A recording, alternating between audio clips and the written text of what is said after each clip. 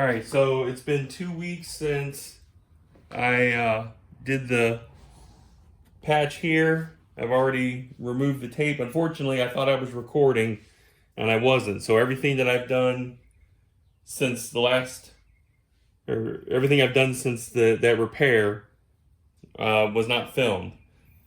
Basically, so what I did was I went through, before I had even started doing any of this, pulled the tape up. I had sanded all this area here with a 1000 grit fine sandpaper just to remove the edges off the cracks. I then used a leather filler to go through and try and fill in as many of the cracks and crevices as I could. And then using a toothpick, which I found I missed some here. Oh, looks like I missed a lot. Going through and punching all these holes out so that once this cures, I can sand this smooth and still hopefully maintain that perforated look. So, because these are ventilated, I don't want to block the holes either. So, fortunately, there is a couple of fine areas up on the bolster that I'm going to repair, so I'll show you that since I obviously didn't record anything else. And then I guess I saved you the trouble of having to sit here and watch me go through and poke all of these holes out.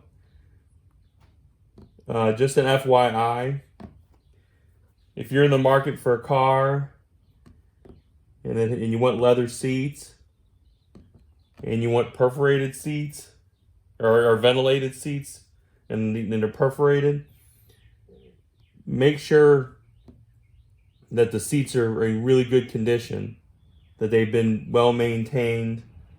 Because when I got this car, now granted I got this at auction, so when it arrived, I thought the seats were in really good condition, but I was still in the honeymoon phase, excited to get the car, excited about the possibilities and the unknowns. Even a car that is terrible, that has lots of repairs, that may not make any money, it's still exciting because you just don't know. You don't know what's going to happen. Maybe it's going to work out really well. Maybe it's going to be a complete failure. Maybe you find something interesting or some, history you didn't know. But this is a pain in the ass.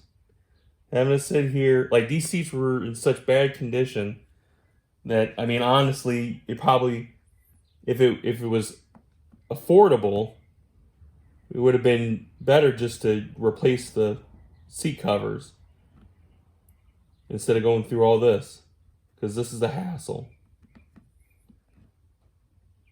So, the point being, if you're, make sure the seats you get are in really good condition so that you don't have to go through this. I'm going to shut up now and fast forward through this so you don't have to suffer the same amount of time that I do.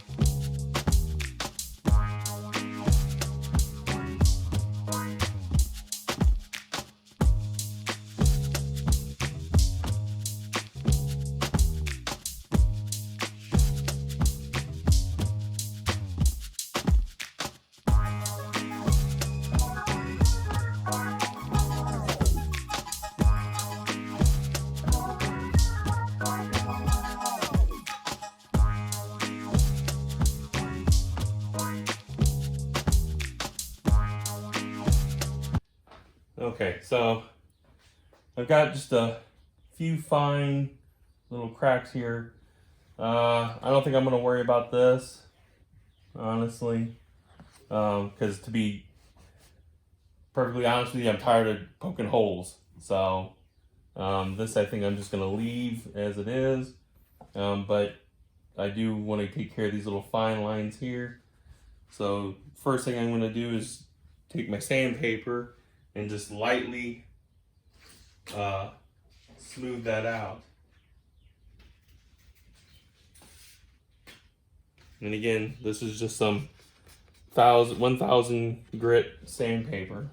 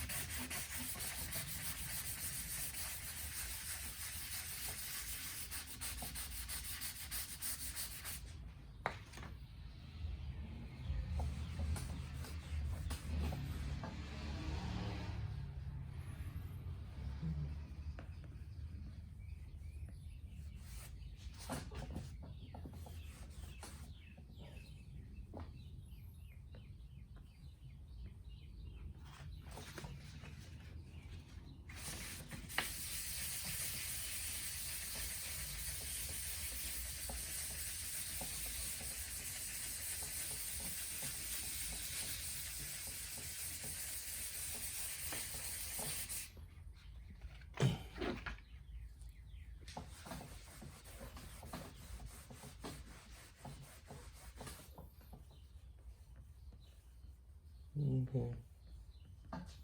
And these aren't really cracks. These are more like wrinkles, I think, or I mean, if they are cracks, they're pushing up, not sunk in. So I don't know that I want to put any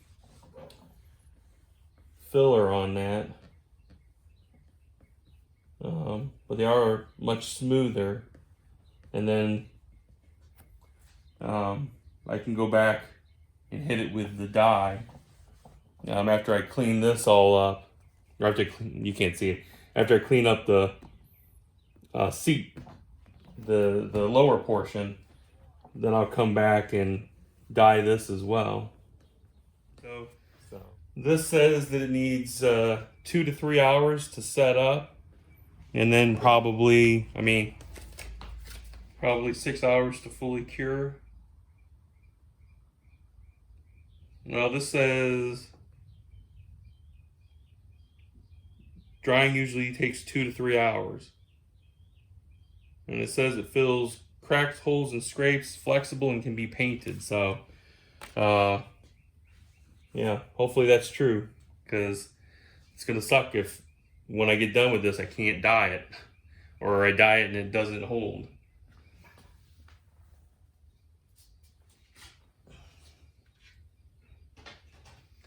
So I guess while I'm waiting on that, I'll go ahead and repair the back seat.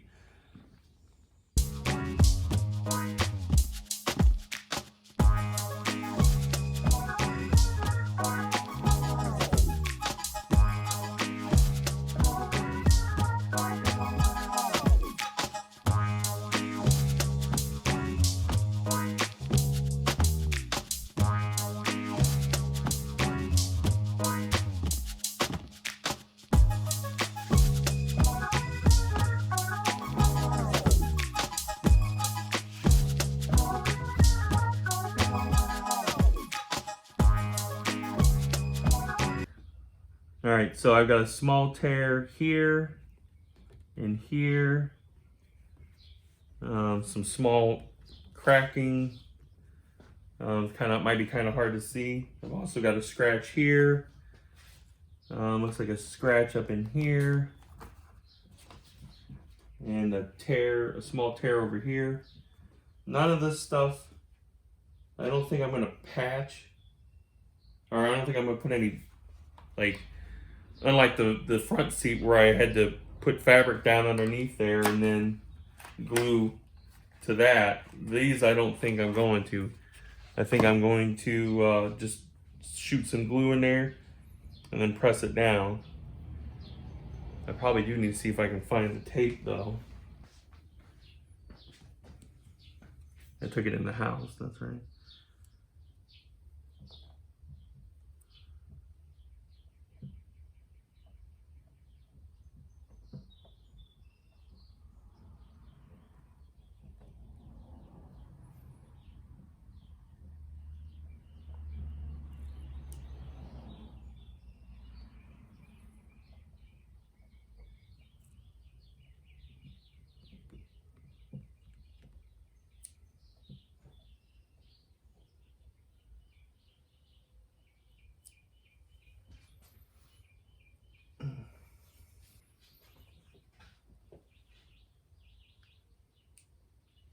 I'm gonna run in and get the tape.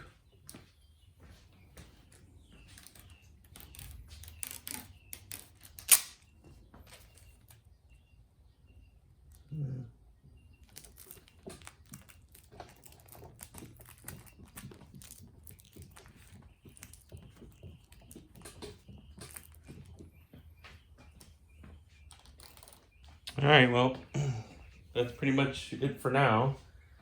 When we come back, we'll get the tape off of these, put a little fill on those, just to, you know, give them a little more support and to clean it up a little bit. And then, you know, then hopefully we'll be ready to die. Okay, so we're back. It's been another week, but I've already gone and sanded all of this down, taken a toothpick and poked all the holes again, because either between the drying process or sanding, some of the holes got filled in again. So I went through and poked all those out. In the next video, we're gonna dye this, possibly the back seat, and you know, the lower portion of the back seat, and I think also the center console lid and the armrest. I think that's the things that I wanted to. I may not have enough dye to do all of that. This seat was in worse condition than I thought it was initially, but we'll just have to see how far we get. And you know, if not, maybe we get this seat done, and then in the next video after that, I'll do the door, the armrest, and the console. All right, so I think I'm gonna end the video here. We've gone through sanding down, and then we fixed that tear.